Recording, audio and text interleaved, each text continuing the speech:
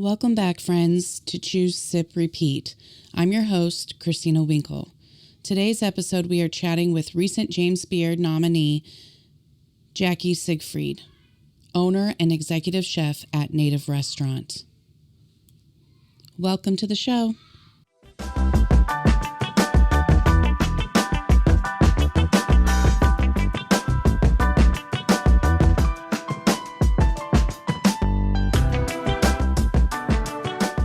Welcome, Jacque, to Choose, Sip, Repeat. So excited to have you here. Let's go ahead and start off with the previous guest, who I'm not sure if you listened to it, was Gregory Leon, who is actually another nominated chef, such as yourself. But he sends out of Milwaukee and was the category that he was nominated for was just Best Chef, or trying to remember exactly the verbiage, but it wasn't regional. It was just across the United States. He's been cooking for 30 years. Oh, wow. That's impressive. Yeah. So he's kind of got, I think he's got a leg up on all of us. Absolutely. Yeah. So he was on the previous episode. So you should definitely go back and listen to that one if you haven't. But his question is, who makes the best barbecue sauce? Kansas City, North Carolina, Houston, who do we think? Okay, so I'm from Oklahoma, obviously, right. So I'm kind of a brat on this one, but I'm going to have to say Head Country, and I low-key hate myself for it, but it's so good. So, it's addictive. It's everywhere here. We use it so often at all of our barbecue places. Right. It's a staple. Anytime I go out of state, I'm always very leery about barbecue anyways, because we have so many good places here. But if they have Head Country, I'm like, it's okay. At least the sauce is going to be bomb. It's consistent. Right. It is a good all around. It's not super acidic. It doesn't have an overpowering vinegar base to it. So you can still get the meat flavors. As long as everything is juicy and good, you're solid. Yes. Head Country. I feel like you would probably get a lot of judgment if you didn't say Head Country. Absolutely. Right? I might be hated in Oklahoma pretty hard. Right. Which is pretty much your staple. So yeah. you gotta rep it. That's what it is, guys. That's what we have. Yeah, exactly.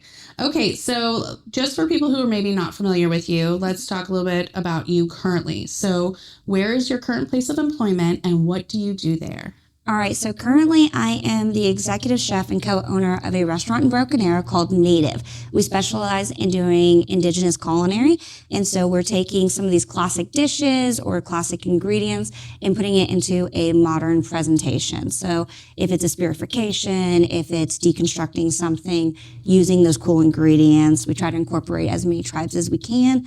We try sourcing from tribes or local farms in Oklahoma. That's been a big one for us. But yeah, so that's where I'm currently at. Yeah, that's so cool. I can't wait to learn more about that as we get further in. Okay, so but where was your first industry job? Ooh, my first industry job was Montreux. It is a living center. I was a dietitian when I turned 16. Oh, so wow. I got straight into it. Went there, worked there for about 7 months.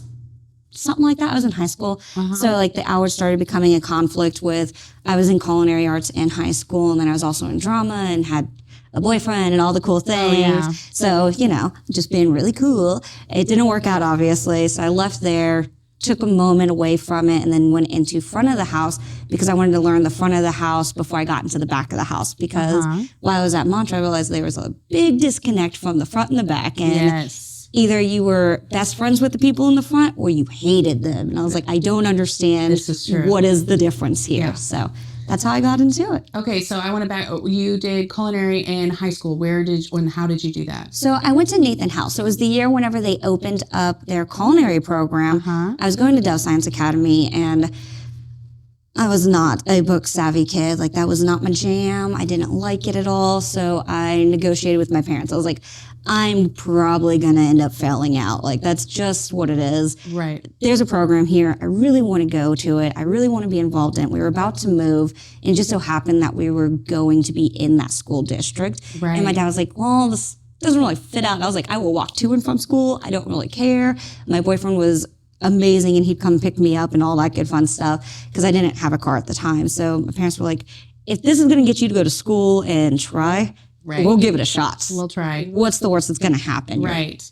I'm familiar with their program there, and in the past job of working at Meals on Wheels, we did a lot of like programs within. We did Cool. what we called a snack bag, and we would the culinary department would help us pack the bags, and we distribute them to the kids there at Nathan Hale's. So it was very awesome. Yeah, I love that. Yeah. It's a really cool program. They've done a lot with I'm it. trying to remember that she's been there forever, and I think she's still there. What was her name? So there was Austin was there whenever I was there. I know Miranda Kaiser helps out with it. Yes, Miranda Kaiser does. Who's actually like in charge. I'm trying to remember the chef's name. I can see her face. Anyways. Yes.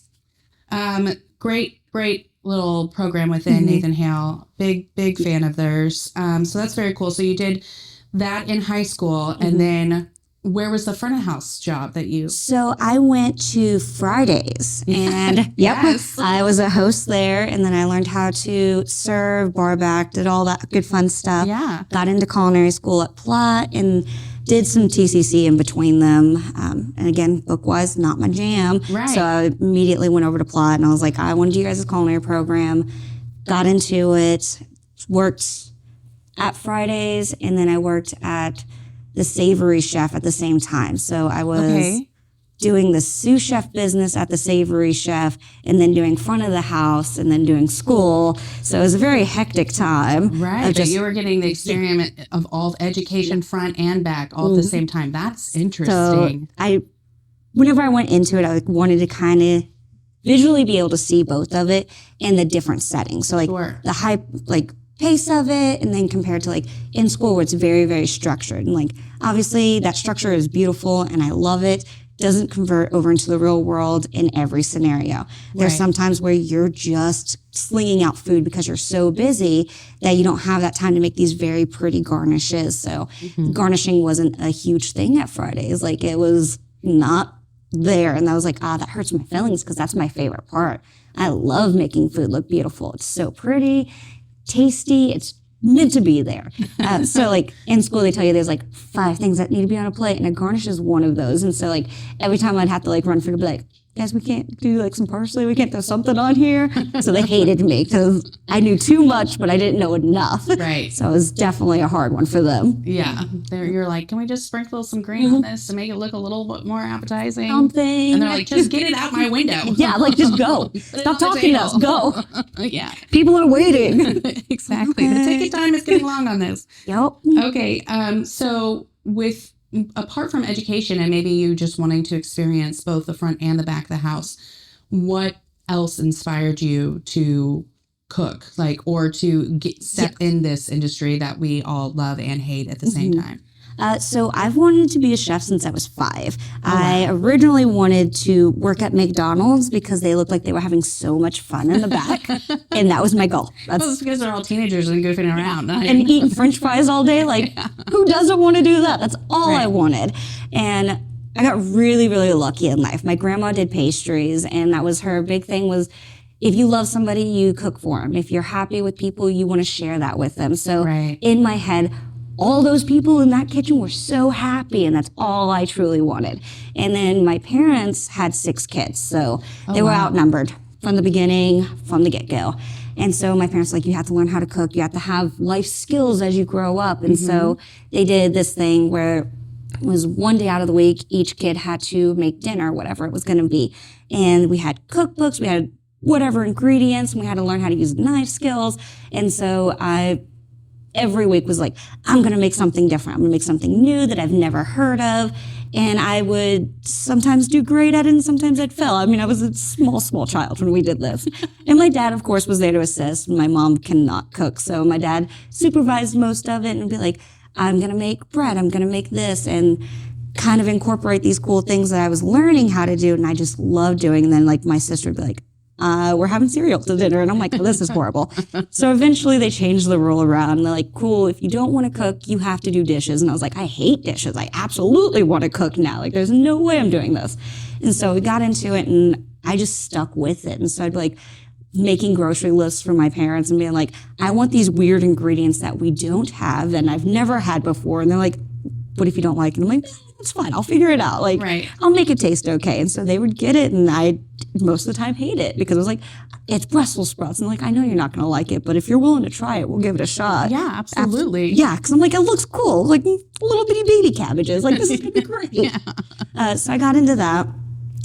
Went through like middle school, had a lot of like really cool classes because Dove, whenever it first started out, we had a lot of teachers and people from different countries, and they did like these like potlucks all the time. So like if you did good in your classes and you took this test at the end of the week, like you kind of had like a fun day, one day out of the month. And as long as you passed, like you got to go to it. If not, then you had to go study. But they would bring in food from whatever culture they had or whatever they were doing, and they would do like a movie, and it was a big fun stuff. So I got to starting experimenting with other cuisines. I was very curious as to what other people ate. And then I went into middle school, and I had library access. So I was the weird kid that checked out cookbooks and read them, because why would you not read Lord of the Rings and a cookbook at the same time? And then I met my boyfriend at the time, and he was a big foodie. So I was like, let's try out these cool things. And he would test them out with me. And then I had a really good, like, supportive, like, just group of people who were like, yeah, no, if you're passionate about it and you love it, go for it. Like, hopefully you eventually make money doing it. That would be wonderful. And I ended school, was going to go to Scottsdale, Arizona for school, kind of started getting everything set up in that. And then the stars did not align. So I was like, I'm not going to be moving away right now. I need to be here. So I went into Platt, and I was like, I know I want to do culinary, and I know I wanted to go to, it was Le Cordon Bleu is where I was wanting to go. And I was like, it's not happening right now, but I need to kind of get my feet moving because I'm just going to burn out. Like, it's not a thing. So I walked in, and they're like, cool, do you want to do a tour? And I was like, no, just put me in the program. I'm going to do it anyways. Let's see, when do I start? And they're like, in like a week. And I was like, perfect, let's get this show on the road. And so they're like, get you your knife bag, we'll get you all your things, and super excited because I was maybe 20 at this point in time. And I was like, I'm going to go to culinary school. I'm going to do all the big dreams that I've had my entire life and get out there and do all these crazy cool things. And it was culinary school. It was very hard. It was very early mornings. I somehow ended up in a gardening club that like met at like 5, and I am not good with plants. The ones that are hanging here are dying, and I'm supposed to water them like once a month. And my husband's gonna have to come bring them back to life because it's never gonna happen with me. I wish I could. I want to be that person, but I showed up, helped dig the holes. Like, that's all I did. I was like, I'll make breakfast for everybody. But that's a supportive role. Yeah, that I'm like, necessary. I'm here for the coffee, guys. If you need orange juice, Coffee, I got camaraderie. you. That's I you. will smack talk you all morning long. That's what I'm here for. But yeah, just constantly was passionate about it and had a really good support system. So I stayed with it. That's crazy. And so you're one of 6. Where do you fall in the lineup? So I'm the third out of the 6 of us. Okay, so you're square in the middle. Yep. Okay. Yep. And my youngest sister, I'm 33. She's 21. So like there was a good age difference between us. The one right above me and below me are 2 years difference. So like we had like a nice little niche of like, they're in school with me. So we would constantly have the same friends over. We had the same classes. So it was super cool growing up with all of them. And then they all grew up and got lives and do their own things, but they're nearby, so I can still see them. So that's great. Do you have all sisters or? Yep, I have all sisters. What? Shut up. How many do you have? Well, I mean, not 6. That's okay. Half is that. Nice. I feel like 6 is probably too many. My parents were always outnumbered. One of my best friends in high school, though, she was one of 6 girls too. You're the only other person I've ever met that is one of 6 girls. That's crazy. Yeah, it's pretty crazy. And they all very much looked like each other. So you could tell like, oh, that one belongs to the pack. Like it was crazy. Yep. We had a lot of that where people like teachers would be like, oh, Tronic, I know that's you. And I'm like, did you like my sister or did you not like my sister? Like up front, just tell me how this is going to go. Because it's going to pivot how I act. It's going to really help me understand the situation we're walking into. Okay. Do I have to be overly on it or can I just be a normal kid at this moment? Right. Okay.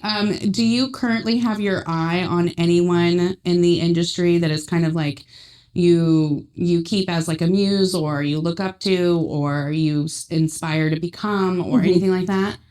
So many. I have a massive brain crush on Gordon Ramsay, obviously, like, I feel like every girl that grew up in culinary in the 2000s was like, oh my gosh, he's amazing. He's so freaking smart. It's insane. Alton Brown, I like that he does the whole sciencey business of it. Sean Sherman, absolutely amazing. His food looks beautiful. Yeah. I love all of his plating. There's a cookie chick. What's her name? I have this book on my table at home too. What's the book? It is it Christina Rossi? Yes, yeah. Her. Yeah. I have a brain crush on her. Yeah, pretty she's hardcore. Pretty awesome. I'm like, taking cereal and turning into other flowers is amazing. Anybody who like mentally is stimulating for me, I'm like, I want to be like you so bad. Miranda Kaiser is a local lady, and I want to be Miranda when I grow up because she's so confident and so bold and so amazing, and she truly has no fucks for anybody, what they're going to say. I hope you like gin, because if you want to be like Miranda, you better start sipping some gin at Fresca. Love it. So it's almost too dangerous for me. I'm like, it's good, guys. No, she's so funny. Whenever we actually went to go open up this location, we went and talked to her as like the first, like, I need an adult to give me some direction because I don't know what I'm doing here. Right. And she was like, do not do this. Do not let me talk you out of this in any way that I can. And we had like a sit down, probably like an hour and a half. And she was like, everything's going to go wrong. You're going to cry so much. It's going to be so stressful. You're going to be broke. You're going to be broke for a long time. Right. But if you love food and you love what you're doing, it's worth it. And then she was like, so think about that. Like, is this worth it? And I was like, it is. She was like, well, then good job, because you've done the biggest part of it. Now it's just going out and doing it now. Right. And she was like, don't be scared because you're going to fail. Not everybody's going to like you, but oh, that's so true. Some people are going to like you, and it's going to make them so happy. And that's what you can focus on. Just be aware, like, you're going to have front of the house and back of the house, like, decisions you got to make that necessarily aren't your favorite things, because nobody likes firing people. Nobody likes doing paperwork. Nobody likes dealing with the government. But you're going to have to do a lot of that, and it's going to suck a lot. And so I was like, well, thank you for being very brutally honest with me. And I was like, I want that level of confidence to be able to go and tell somebody else that later on in life. And right. Hopefully I can be like Miranda when I grow up. Yeah, I think we all aspire to be like Miranda when we grow up. In fact, Miranda was, when my husband and I opened up our restaurant, that is sadly No Moss, I spoke to Miranda as well, because I know that her and Phil had worked together for a long time. So just guidance in that area was really important. You know, we had been in the industry for so long and kind of had our idea, and this was like a dream of ours. So we were going to do it. Yep. But it was just like, okay, you know, working together as husband and wife. It's like, so how do you hard. navigate that? Does your husband work with you? Yep. So that's the gentleman that's walking around here. So he's doing computer stuff today, but then he has a full-time job with Rivian, so he travels a bunch. So like, he does a lot of like our social media, like the admin stuff. I'm very ADHD, so I can't sit at a computer for more than 30 seconds before I'm bored and I'm figuring out something to do. So he does a lot of like our paperwork, making up all of our training pamphlets, making sure that everybody's getting scheduled, all the stuff that like all of that. He'll send it to me every now and then he sends me like 27 reminders. He's like, please do this, please do this, please do this, please do this. And I'm like, all right, cool. And he's like, please send me a screenshot that you finished this. And I'm like, okay. And it's like 11 o'clock at night. And I'm like, hey, I know you're in Canada, but here I did the IRS stuff today. Thumbs up, go to me. But the food's great. So like that's where I thrive. So that's been a fun one, is figuring out not getting angry at each other. Cause I'm like, it's very hard to live with somebody and then work with them, of course, but then to have to make all the decisions. So like, yes, I love all the servers, but sometimes they butt heads. So I have to deal with them every day, and he does get to travel. So I'm like, you come back and it's like the fun uncle showing up, and I've been the mean mom all week. And I'm like, no, guys, you have to go sweep your section, go mop your stuff, go do this. Right. And he's like, I brought donuts. Let's do paperwork. I'm like, oh, you son of a bitch, you're so fun. I mean, you just got to lean into it, you know, and remember that whatever role you're playing here, it doesn't identify you completely. Absolutely. So if you have to be the bad guy at work, then that's just the role you have to play to get the job done. But then when you go home, you could be the fun, cool, you know, let your hair down and really step into that. It's just, you know, separation of business and personal. It really is. You just got to master that. It's hard. I have I get mistaken for a man all the time. It's a thing. I get called you Jacque. look like him all the I time. know. No. I'm like, come on, guys. I look just like a dude. But people will call him like, is Jacque there? And like somebody will be like, oh, Jackie? And they're like, yeah, whenever he gets back, can you grab him? Call him like, all right, Jacque's going to be my second identity. And whenever corporate, which is me being angry, I'm going to be Jacque. And so I'll be like, all right, Jacque needs to talk to you guys. And they're like, oh, I know this is going to be bad. Because I'm like, no, we gotta narrow this down, guys. Like whatever it is that we're working on. A lot of times it's just cleaning stuff. So I'm like, Right. you have to, dump the ice bin every day, guys. It's a thing. I don't want to have to do it. Right. That's why you're here, to help me out with this. Right. But no, so separating that out and not taking it home and putting it on him has been a fun challenge to learn. Yeah, it's just a balance. Once you guys get it, it just becomes more like a dance and more natural and things. When you guys are at home and preparing for an event or like a gathering of friends, do you handle all the cooking, and does he kind of do the like front of the house type stuff? Pretty much. Very interesting. That's the way it works within our family too, which I feel like when you're in a business like this with your spouse, it just kind of bleeds over. Absolutely. But it almost becomes like Trey and I don't even think about it. Like it just naturally happens. It's probably my favorite thing that I've gotten from this, because like he Same. comes from a family of 5 kids and I have 6 in mine. So Christmases, holidays, huge. So like I'll be like, I'm making brownies day of, because I'm like, I should make everybody something sweet to eat. And he's loading up the truck with all the gifts and like, okay, this is going to this family, this is going to this family. I'm like, do we have sprinkles? And he's like, all right, we got to go. 10 minutes, you got to get together. So like, he's great. Like, absolutely love it because it makes my life so much easier. Yeah. And I feel like I take it for granted here because I'm just like, man, I have to go and do 27 things. And then he's like, oh yeah, by the way, X needs to be done in the front of the house. I'm like, I don't have time for that. It's like water plants. That's really it. But, Right. Water the plants. Yes. Water the plant. Well, let's move on to the next bit of the episode. And I want to congratulate you on your nomination. Thank you. So tell me a bit more about the category that you got nominated and what it's meant for not just you personally, but what it's meant for you at the restaurant. Awesome. Okay, so we are semifinalists in the 2024 James Beard Award for the best chef in the Southwest region, speech impediment. Absolutely a cool honor. Like, the best way that I can explain like a James Beard for anybody who doesn't really know what it is, it's like the Super Bowl or the Grammys or the Oscars, like these really big things, Right. but for the food and beverage industry. I just got chills. Aw, I love it. I'm so excited. I actually didn't know that we were nominated. I had no clue about it. So my husband was in like Seattle or something, and he was in class or whatever, and he called me, and it was like midday on like a Monday, and I'm like, what do you want? Like, you don't ever call me during the daytime because you're working. And he's like, are you a semifinalist for this? And I was like, no. And he's like, what are you doing right now? I was like, dishes, dog. Like, I don't know what to tell you. I'm not on my phone. I'm cleaning the house. Nobody's called me. Like, no, we're not. And he's like, I'm going to look it up. We go on lunch here in a minute. I'll call you back. And I was like, okay, cool. I was like, I'm not even going to look, because if I get my hopes up and I'm not on it, I'm going to cry. Yeah. It's going to hurt my own feelings. So I was like, finished doing what I was doing. He called me back and he was like, you absolutely are. So I pull it up, and then he sent me a screenshot of it. And then about that time, I'm obviously checking my phone. I had like missed messages and all these like other foodies who were like, congratulations. So it was huge. It blew my mind, because I was like, I've got to go to work right now because we're going to be so busy, and I know it's going to get busy. And we still had probably 6-7 hours before we actually opened. This was Monday. Yeah. So I'm like, we aren't even open. Or Right. Tuesday, I don't remember. Oh, it's Thursday.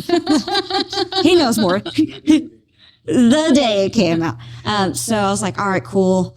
Get up there and start prepping everything up that I can, because we weren't prepared for it. So it was like a normal day for us. Like, we're only open for 4 hours at night. So I'm like, we don't need 27 backups of everything. And I was like, I have a feeling we were going to get slammed. And that night we were busy. Like, it wasn't anything like crazy, but it was definitely like Word a hadn't big, gotten really out yet. Yep. So by Saturday, we were just slammed and we were on waiting list and we only have 9 tables in this dining room. Like, it's not a really big place. So we're like, please make a reservation because people are getting so mad. So like, I want to try it. And I drove here and I'm like, I appreciate that. And I'm very, very sorry. I'm trying to get it in and out as quickly as possible. But a lot of our stuff is more tedious. Like, it's a lot of work goes into it. So I'm like, I can't get you this in 4 minutes to go on a to-go order. So we had a lot of people that were just like, can I get you on DoorDash? I'm like, absolutely, you can. So they were just ordering it and getting on the waiting list and turning tables as quickly as possible. We brought on another server because we just couldn't keep up with the flow of having just 2 servers on at a time, which seems like a lot of servers because there's only 9 tables. But having 3 tables is demanding. It is a lot. And especially when you're just bam right after each other. Yeah, exactly. And so we kind of had to pivot on that one and kind of pivot on how much we were stocking because it's just stayed steady since. And more and more people are coming from out of town. And we always have like a good amount of people coming from like Washington or like Arkansas because they come in for like any of the tribal events and they want to come try it out, of course.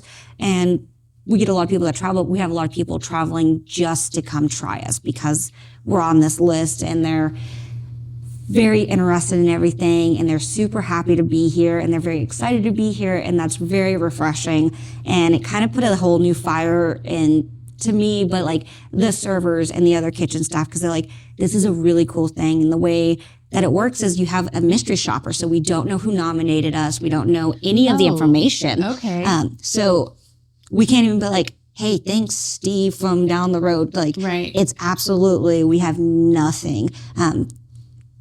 Next part, they'll have somebody come in and it will be another mystery shopper. So it could be an old lady that's just sitting by herself reading a book. It could be somebody with 27 children running around acting crazy. Like, we have no clue what to expect. So you don't have any time to be like, all right, like, how do I cater to something that's going to be somebody judging it? So every single dish has to be amazing. It has to go out perfectly. The servers have to be to the T. And then James Beard Award also includes a bunch of other stuff that's not just, is the food good? So are you doing like equality? Are you including other races into it? Are you doing a lot of community service? Are you doing outreach stuff? And that's something that Native had already been doing. And so I feel very lucky that that was something whenever me and my husband were talking about it, because we were like, we do want to educate people on this food. We do want to be inclusive to everybody. We want to make sure that we help anybody out that we can. So we do tons and tons of giveaways, tons of donations of our food and time and anything. Yeah. Schools come in all the time. Like, can you help us with the raffle? And we're like, absolutely. Here's some gift cards. Here's some merch. Here's anything we can help them out with. Anytime we have like somebody pop by and they're just like, hey, we're doing a auction for some cause, it's always a yes. I don't think I've ever told anybody no to anything at this point in time. Be careful. I probably should. I definitely probably should. I will, word of advice, especially now after announcing that here. Absolutely. I would say that you and your husband set a limit. Yeah. And then whatever that number is, number of gift cards, a dollar amount, whatever, and just try to slowly distribute it throughout the year. Yes. I made the mistake of setting a limit, and then we were bombarded like January and February, and I'm like, I've already maxed it out. Sorry. And it wasn't like a frugal amount either. It was, like, I feel solid about giving this to my community. Absolutely. It was important to us. And then, yeah, it goes really quickly. Yeah. So the first year that we did it, and didn't keep track on it because I just am too ADHD. So last year we started doing it and I was like, I need to figure out like how many people want us to be involved in stuff. But and you kind of get an idea and a structure like that would probably be the best situation. Yeah. Yeah. And also another thing that I think you could donate instead of gift cards, which is potentially, you know, like money coming out of your own, right? Time, Absolutely. which is, I know, still money, right? But it's different. So you donating your time on teaching a class or coming to do a field trip or something akin like that, where it can be auctioned off at a silent auction and potentially raise even more money for the school, but that it's also not directly costing you money out of your business, is it? I love that concept because I'm like, I am for free. That way. Right. When you're an owner, like there's it's sadly you like I'm not paid for this. I'm here giving all of my time and energy and all of my energy. Doesn't matter if you spend 40 hours up here or 70, it's still the same paycheck. Yeah. Yep. Yes. That's something to consider if you're deciding to get into this industry. People should be really, especially owning a restaurant. Oh, yes. Well, tell me more about Native in the sense of like, you said it's a 9-table restaurant. Is it counter service? Do they order at the counter and then sit down, or is it full service? So it's full service. So we have servers will come up to you, take your order, all the good fun things. They'll bring it all out, course it out, of course, unless you were just like, I can just have it all whenever. And we have people that are like, I just want to try a bunch of things, so just bring it all out in some side plates. We're working on getting our alcohol license, so we're not quite there yet. That's a good note. We're in like a weird spot because we are by a school and we're also by AA, and then there's another bar in here, and then really getting your liquor license a lot more work than I ever would have began to think that it is. So we're going through the process of all of that. We're about to be on our 2nd year here, so I felt like it was a good time for us to truly like, let's incorporate it. We got the food down. The servers know how to do their job. There's no, I need to come out here and explain to you guys how to take an order. Right. Of course, opening any new business, there's a good fluctuation of, you're going to have just turnover. You're going to have people that one day they know everything, the next day they've forgotten it again. It's just what it is. So we're kind of past all that. We've gotten to like a good steady point, probably this past fall, where there was just like everything was hitting right. Like it was good. So now I'm ready to introduce them into, here's a new thing that we now get to learn and study and figure out how to do together as a team. Teamwork, dreamwork, guys. That's right. So you're looking at incorporating alcohol. That'll be exciting. Yes. And then as far as your menu is concerned, tell me a bit about that. Like what someone can expect when they come in here, maybe your inspiration for writing it, how you go through that process, how often you switch it up. What's that like? All right, so we're actually about to switch in about 2.5 weeks, as soon as spring truly hits. Yes. So right now we have a lot of stews, a lot of soups on there. We have a trout that is super delicious. So it's seared off heavy with our house seasoning blend. It's topped with an onion chimichurri. We have wild rice, lots and lots of veggies. So we have vegan dishes. We have gluten-free dishes that are just naturally from the cuisine itself. Like we didn't have flour, so we had a lot of corn. So we have like corn mush fritters. We have a corn mush cake that's a trio where you can come in and sample. It's going to be like the relish board, the pork belly succotash, and our steak on these little guys, and that's an appetizer. We have fry bread, of course, because we had a lot of people requesting it. We do a wajapi, which is going to be like a berry reduction. We do grape dumplings. It's going to be served with like a whipped cream, so that's how we were able to like kind of smooth it out so that it was a little bit like mouth feels a little different. I don't know if that makes sense to most people, but I'm like that creaminess with how of it. Yeah. I love it. Our whipped cream is like crack. It's so good. I'm addicted to it. I'll come in and eat like a bowl full of whipped cream and berries. I'm like, I don't feel bad about this because it's just good. It's just delicious. It's just what it is. It's a dessert version of yogurt and berries. Absolutely. I mean, it's fine. Absolutely. We have tons of salads on the menu. It does rotate seasonally what we can get in, what the tribes have going on. So we'll go out to like Loop Square. We'll go out to the Quapaw. We'll use the Cherokee. Whoever has meat facilities going on, we'll go out and we'll purchase it through because we always want to make sure that we give back to those communities. So you're buying your protein from them. Okay. So then we go to the farmer's market and we'll just get veggies for the week. So like whatever they have, we'll incorporate it in there. So a lot of it will be like seasonal veggies, seasonal this. And it's a lot of times serve will just be like, this is what our seasonal veg is, and these are things that I can substitute it if you would rather have something. We do a blue corn taco that has shredded bison in it with a blackberry relish that is super delicious. Sounds amazing. It's so good. We have a vegan version of it that's going to be our white bean hummus with assorted veggies in there. And then we have blue corn chips, all sorts of tasty treats on the menu. And then we always have specials going on. So right now we're doing a sumac seared salmon with a wild rice risotto, and that's really nice.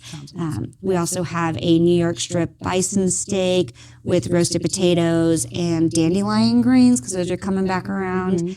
And then we have a wild rice pudding for like the next 2 weeks. Very so cool. Those ones are about to be out, but they're super tasty, so get them while you can. So as far as like your creativeness when you're writing the menu, how do you cultivate it in the sense of what's native and what's not? Like, what's that process like? It is so hard. It is so taxing. So we, of course, want to be respectful and true to the indigenous culture that we are trying to capture here without being like, we're fry bread. Right. And, well, there's so much more. I mean, I'm just looking from the outside. It does fry bread make the cut when it comes?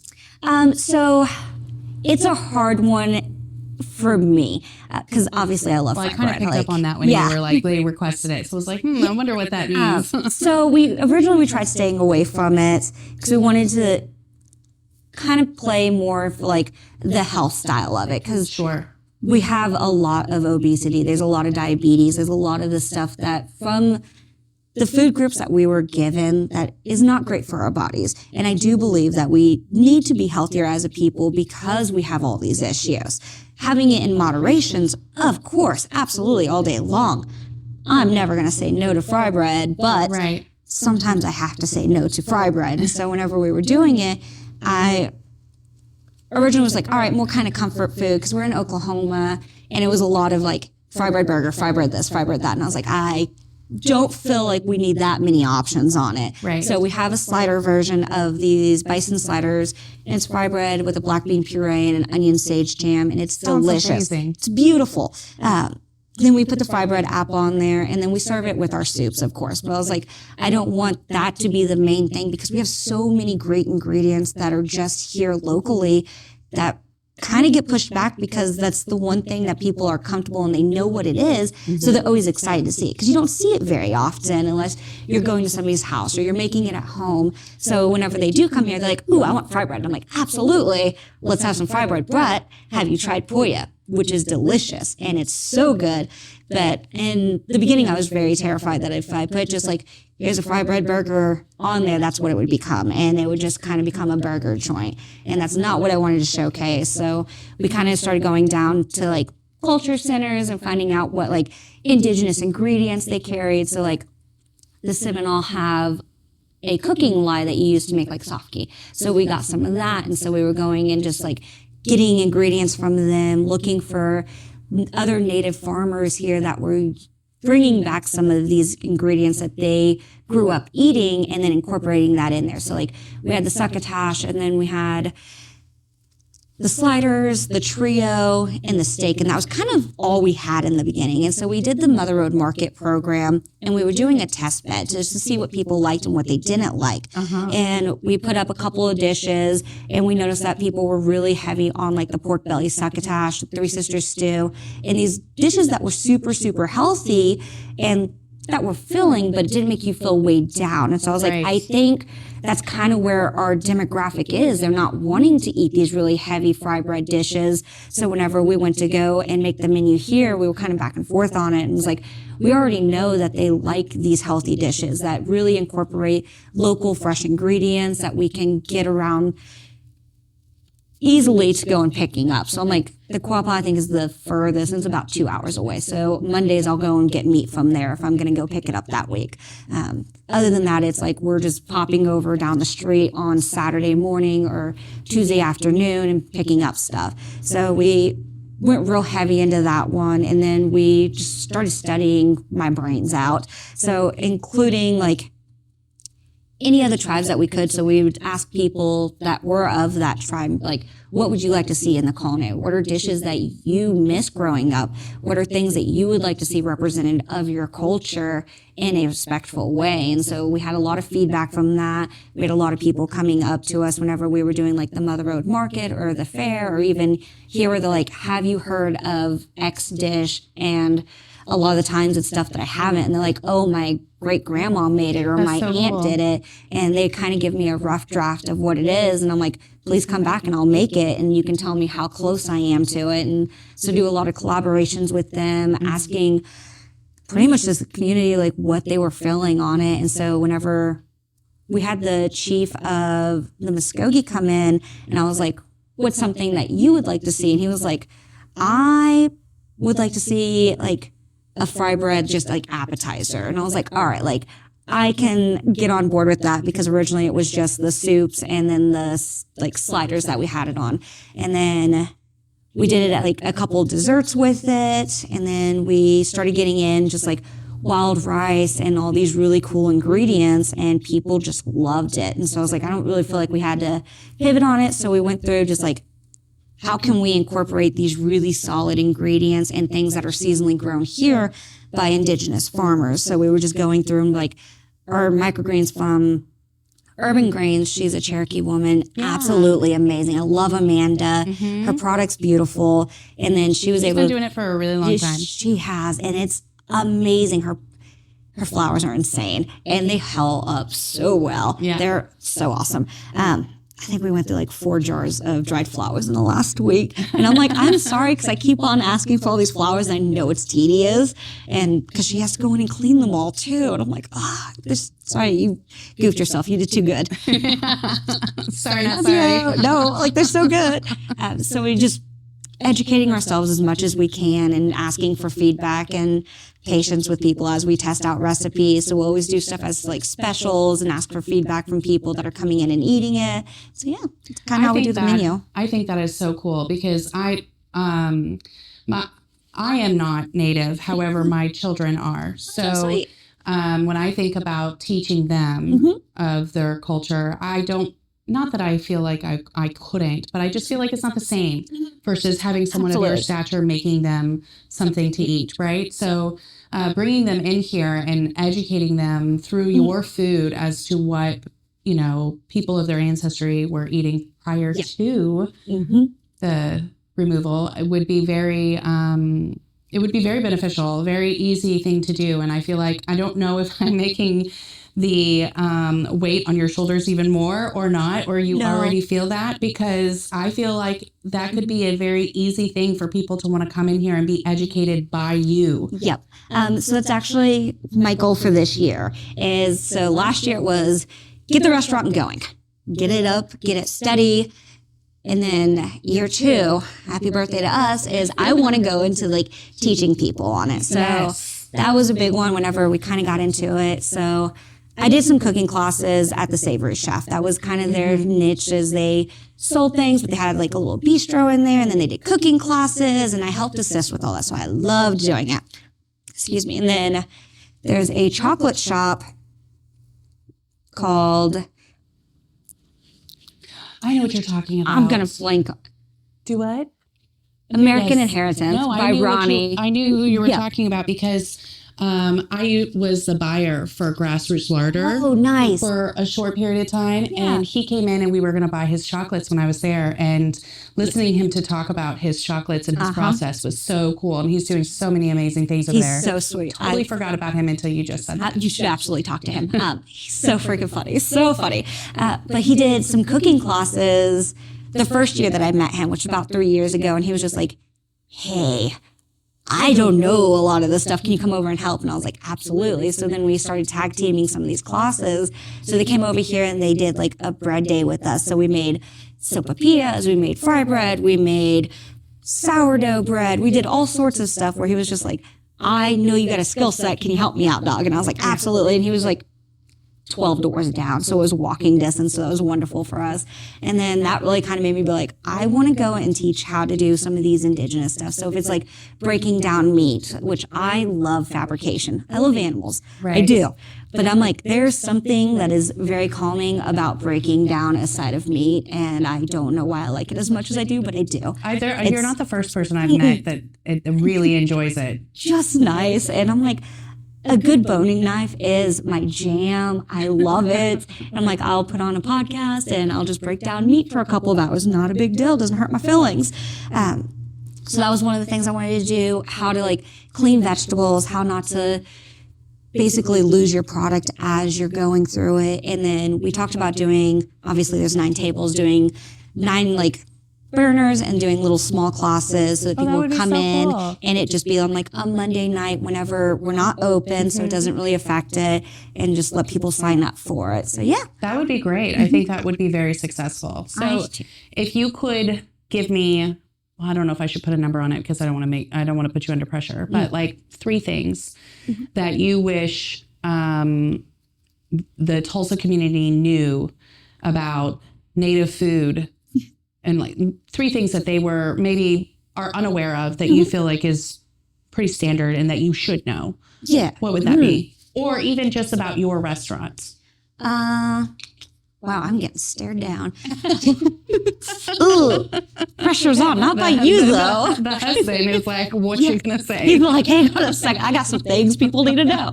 I think my first one is we have a lot of people think that we're fine dining, and we're not. It's pretty much like that middle.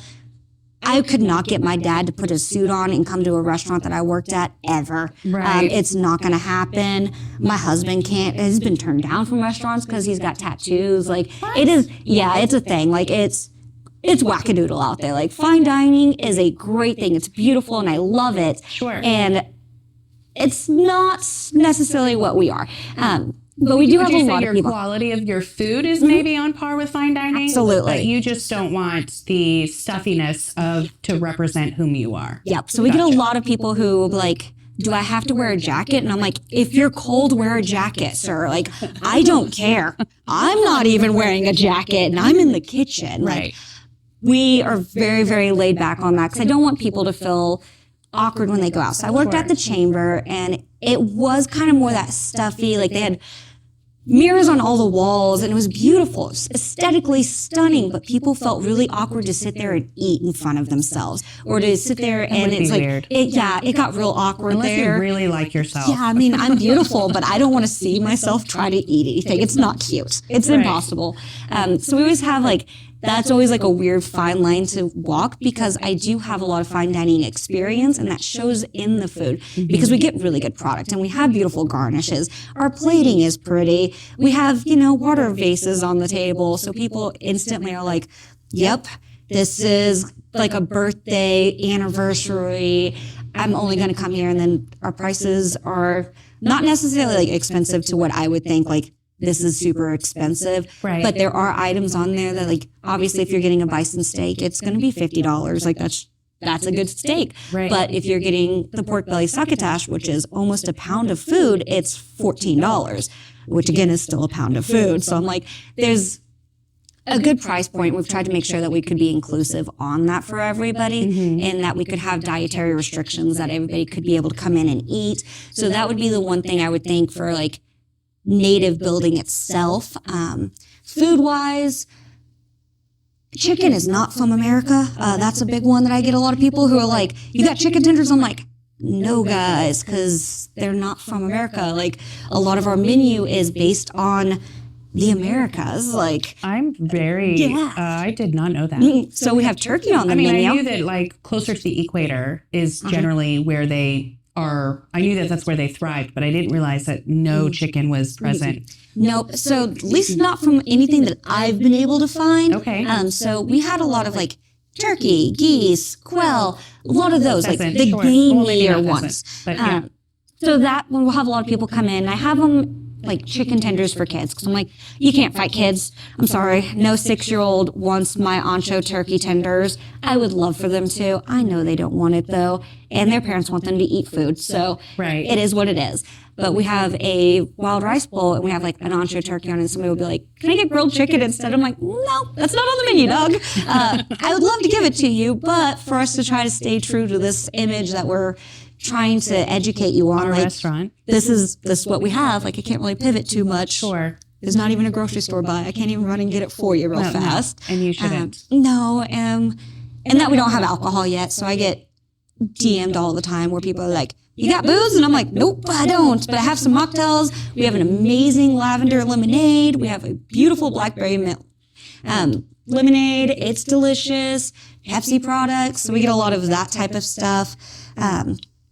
In that we do different eras of indigenous food is a big one. So we have a lot of pre-colonized items. So like our honey pecan cake is going to be made from a nut pecan instead. So we have a lot of just people that are like expecting these new flours, new ingredients that we had in the last 50 to 100 years coming up about. And then they get here and they're like, your cake isn't fluffy. And I'm like, it's not going to be fluffy, dog. Like, it's made from pecans. Like, it's ground up and dehydrated. Like, it's going to be dense. And in their head, they're like, I'm thinking birthday cake. It's going to be like funfetti over here. Right. And then it's more torty. Have you gotten any pushback with that when you do fry bread? No, not really. Okay. So good. I do a fluffier one because we do the sliders out of it. And everybody wants a fluffy bun. That's just what it is. Sure. And a lot of times people will be like, what style do you do? And the servers can kind of talk them through it. And we'll have people that are like, oh, I don't do any baking agent in mine, so it's more like a cracker. And I'm like, well, that's fine. If you're willing to wait, I'll make it for you. Like, it doesn't hurt my feelings. But you're going to have to wait. And some people like absolutely don't mind it. And other people are like, that's fine. I'll give it a shot. We do local honey. We do an herb butter with it. So we have a lot of people that are like, your dipping sauces are amazing. We do a romesco with it, but not a lot of people that are like, your fry bread doesn't match the way that I grew up eating it. They're more or less, they want to know why it doesn't match. I see. And so we'll have that nice little educational moment where somebody can be like, oh, mine's normally a lot thinner and it's not as crispy. And I'm like, this is why, this is how we do our process. So I really like that almost like sourdoughy flavor. So we ferment our yeast a little bit. So I'm like, there's a little bit more of a process to it to have that nice like tartness almost to it. Makes it healthier, easier to digest. Yeah. We use our house seasoning blend in it. So a lot of people will be like, why is there pepper in here? And I'm like, because we are seasoning things. So those are things where people are just curious as to why. Yeah. And it's a great opportunity for us because I love talking about food in general. So it hits that marker of educating people to truly understand what Native cuisine is, which is, I think, your ethos. Yeah. So that's definitely what we've been trying to like get to. So I'm like, going into it, we had a couple of different ideas and I'm like, would probably have been way easier to do. But I ain't never done anything easy my whole life, apparently. I feel so bad about it. Cause I'm like, I'm sorry guys, we picked a very hard one because people are very strict on it because like, this is what I grew up eating. But because we're trying to be inclusive of so many other tribes and other nations and all the humans that we can, you're not going to please everybody. Like, no, you it's can't. Impossible. Yes. So you may have Timmy down the road's been eating Three Sisters stew with lima beans in it his whole life. And here I am using turtle beans. And he can be very, very angry about that. Sure. It happens. But there's other people who are like, I've never had this. This is so good. Thank you so much. And that makes it completely worth it. Yes. That's really cool. I love that. Well, since we're kind of talking about food and how people grew up eating, I personally am under the impression that every single person has a food memory, regardless, of my father, for example, always claims to be like this anti-foodie person and doesn't understand how I've managed to make a career out of doing what I've done. And, just if there was people chow, like puppy chow, he would just live off that for his life. Aww. And I'm like, I call you out. That's impossible. I know that he has food memories that, like his mom's biscuits and gravy, he will eat hands down over anything else in the world, right? Like there are things that food is so important and such a binder for all peoples that everyone has a food memory. So I'm Absolutely. curious as to what yours is. And maybe you have more than one. I do have more one. I am a fatty. I love food.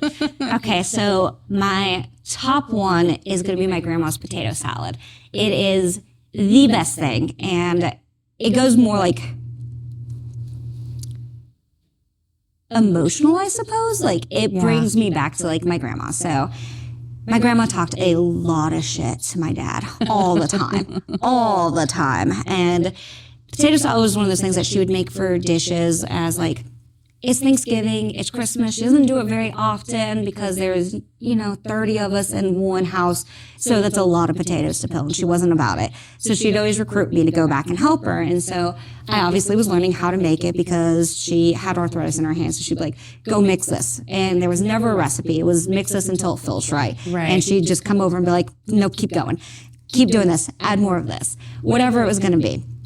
So when I was 15, my grandma actually passed away, and she lived with us right beforehand. And before she died, we had a conversation, and she was like, do not tell your dad the secret ingredient. And she tells me it. And I'm like, done. I will never tell my dad anything about this. So like every Thanksgiving I make it because it takes like 3 days to make it. And so he'll be like, oh, it tastes like it needs a little bit of more of this. And I'm like, okay, we'll go add some of that for you, big dog. Like He's trying to get you do it. Yeah, he's been secret trying to ingredient. get it for all of this time.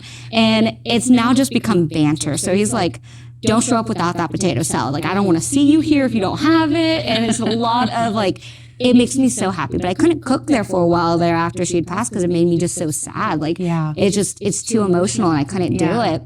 And then another one would be chicken fried steak. Because again, from Oklahoma, we've got meat and potatoes as our jam. Yes. So my dad used to do cooking competitions with me, and we went down a rabbit hole of just chicken fried steak. And it was blind tasting where we had to we played it and people would come in and they would judge off of like presentation, the flavor, the palate. Like it was ridiculous. Between the two of you? Between the two of us. That's hilarious. It's so funny. But we got in like different marinating, like different flours, You're on all deep. like it was multiple competitions. And it, for whatever reason, was probably one of my most like favorite times of being a teenager. Not like hanging out with my friends. It was just talking smack with my dad. Because I was like, I'm gonna win. There's no prize. Just bragging rights. And to this day, he's like, you want to make some gravy? Because you're clearly better at it. I'm like, yes, thank you, ownership. He's like, I don't have to do anything. I don't She's have in there to. in the kitchen. It's working to my advantage. This is great. So like we'd go to like LA and like if there's chicken fried steak on the menu, I will order it hands down. I don't care where we're at, if it is the north or the south, like if coastal. And I'm normally disappointed. And I don't know why I do it to myself because I'm like, I love chicken fried steak and I'm going to judge this so hard. It has nothing to do with them. It's purely you're emotional whenever you eat these things because you're like, we were in LA for like 11, 12 days there when my sister-in-law got married. And I guess I was homesick. I don't know. Like we'd been having a great time, went to Disney and then we're like, oh, there's like this like soul food comfort place. Let's go eat that. And I'm like, cool, I'm going to get, chicken fried steak. And I was like, well, it didn't taste like home. I don't love this. It's good. Right. But it doesn't make me warm and fuzzy on the inside. Right. So those two and then probably ice cream. Oh, ice cream's amazing. I'm lactose intolerant, so I have a glutton love for ice cream, and I'll eat it all the time. Like, I ordered groceries yesterday, and I got like 2 different types of ice cream, and like the one thing we needed. And I'm like, I could go for some ice cream. It's freezing outside. It makes me happy. That's awesome. Okay, that's very cool.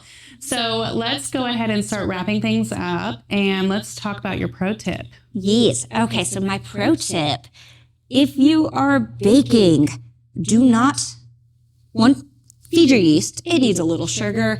Give it some water and sugar. Let it do its thing. Do not mix your salt in there until you're ready for it to be in there. Salt is going to kill that yeast. It's not going to get fluffy. Doesn't matter what you're making. Put it in your flour blend. Keep your yeast separate. Let it sit. Let it get warm. Let it do its thing. Make friends with its sugar. It's going to bloom. It's going to help with that blooming. It's going to help with your coloration. and then add in all your flour and all your dry ingredients with the salt. And that's, I've seen a lot of people where they're just like, all right, let me throw my yeast and all my stuff in there. And I'm like, that's not going to go anywhere, dog. Like, that's dead. You killed it. You murdered it. We're having a funeral outside now. But just keeping them separated and letting it fully develop and let it eat that sugar will help immensely. Okay, that's an excellent pro tip, because I see a lot of people doing that too, even on cooking shows. Yep. It's crazy. I had one of the first places I worked at, I had to come in and make bread first thing in the morning. It was like 6 in the morning, and I got there. I was in a hurry, and we got our delivery, and then we opened at 8. So I was still putting away delivery because we had to like grind our own flour in the morning. It was very ridiculously cool, but it was time consuming. And then the health department showed up. So I was just like, cool, I'm still putting away everything. I'm still doing all the stuff. And it was just me there. And I forgot that I had anything going, and I overkilled my yeast because I left it too hot. And I was like, oh no. So I felt so bad. The chef there was very, very handsome, and I was very intimidated by him at the time because I was just like, oh no, he's going to be disappointed in me. So I went and I studied yeast for like 3-4 days there, where I was just like, where does it come from? Where does it thrive? How do I do this? Like, I cannot goof this up, because he was so mad at me. Like, I got yelled at, and I think it was one of the few times I've ever been yelled at, and it was because like just the bread wasn't done and we were going to be open soon. It takes so long to do it. And so like he somehow like ninja'd it out in like 30 minutes. And I was like, I'm so impressed by you, but I don't know how to do that. I'm 20 years old, and I've done this for, 2 months. I'm still dumb. I'm still a baby. I'm still this baby. But yeah, so that would be my, just take care of your yeast. Yes, that's a great one. And then we always do this at the end of every episode, where we leave with a question for my next guest without you knowing whom it is. Okay. So what question would you like to ask the mystery guest? We've had all types of questions. The way that I like to think about it is, let's say, picture a mentor of yours. If you could ask him or her one question, what would that be? And then see if it sticks with the next one. Okay. Probably, what's your favorite cooking utensil? Be it, do you truly like sous vide? Do you have a sous vide? Is that something that you use actively? Is it a boner knife? Is it whatever utility guy you're using? What is the most that you use? So, yeah. I feel like yours is the boning knife. Mine is the boning knife. I love a good boning. Like, I have to like not say it. I'm like, it is what it is. That or using a sous vide. I love sous vides. Okay. They're great. I got one and I was like, can I put this in the bath? And my husband was like, absolutely not. Like, do not do that. I was like, come on. I sleep in there already. I don't need to be warm the whole time. If anyone says air fryer, I might just turn off the thing and walk out. I'd be like, this interview is over. Done. Like, I can't with you on that one. My mom got one and I'm like, that's a tiny oven. That's all that is. That's it. I'm sorry. Why are you doing that? I don't understand. And I flip all the tables in here. Used to work for this family, and they had a convection oven and wanted me to use an air fryer. And I'm like, you realize it's the same thing. Yeah. You're just taking up counter space on this one now. Doesn't make any sense. No. But I am always intrigued to see like what other people like to use, because we have one guy that's like, he just loves using like those plastic red spatulas. He'll try using it for everything. And I'm like, that's not an all-inclusive one. Like, you can't make whipped cream with that, dog. Like, but I'll find him like stirring it with, and I'm like, what? You're gonna be at this till you die. Like, right equipment for the project. Like, what are we working on? Right. And then of course you always have your favorite ones. Like, it's just what it is. Yeah. I like the whisk attachment on a KitchenAid. I don't like the paddle. It's dumb. Okay. It's weird. I don't know why. I don't feel like it gets everything. It should. It has a scraper on there. Right. But don't love it. So you use the whisk attachment even when you're making bread? Mm-hmm. Oh, okay. Yep. Or I'll do it by hand instead. Like, I'd rather do it by hand instead of use the paddle. Unless the whisk is just dirty and then I'm like, fine, I can't find it, then I'll use it. But I don't like it in any way. Okay. There's nothing about it. Yes, you might. Dough hook, I'm okay with. And it never moves. Just sits there and mocks me. I'm like, get out of here. Well, it has been a pleasure. I've really enjoyed our conversation. I cannot wait to bring my family in here to eat. And maybe I will make a reservation. Absolutely. Because I know that it's quite busy. So for all of you wanting to try, reservation. And how do we do that? Do we call? Are you on Open Table or? So you can call us up at the restaurant. You can book it through Google. So they have like a little button. It's like reserve a table. And it actually has like a robot that will call us and then it will set it up. You can do it through social media. But you're open to all the things. Okay, I great. want you guys to let me know you're coming in so that I can have a seat ready for you. Oh, and I will definitely do that. I'm big person on that. Although I am a table of 5. That's kind of where the situation is. I'm like, if you come with more than 4, then I have to push 2 tables together, and I either have to stare meanly at somebody till they leave, or set it up as it comes. Well. No, then they're all having a good time. They're sitting there mingling. I love that. Right. I'm like, guys, can you please get up? you gotta go. You've been here so long. Come talk to me in the kitchen. You'll be fine back here. Right. But yeah, no, we definitely appreciate it whenever we do have reservations. Our wait normally isn't that bad, but it is like 25 to 45 minutes, just depending on how busy it is and if people are sitting talking, because obviously we can't be like, hit the road, Jack. When's your anniversary for 2 years? So it is April soon. 14th, I want to say. Maybe 12th. It's brain soup up here. But in April. Yeah. So we'll have a bunch of specials going on then. Okay. Last year we did like a happy hour, so we did half price on all of our appetizers from 4 to 6. We did some mocktails.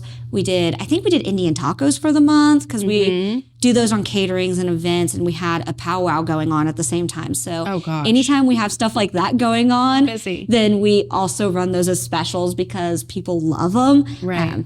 Well, and it's just easier for you to. I'm like, if I'm prepping it for 150, what's setting up another 100 for here? Right. Like, that's easy peasy, lemon squeezy. We'll have all sorts of stuff going on. You'll find us on Facebook, Instagram, TikTok, all the things. We have a website, www.native. Your website's beautiful. Thank you. I appreciate it.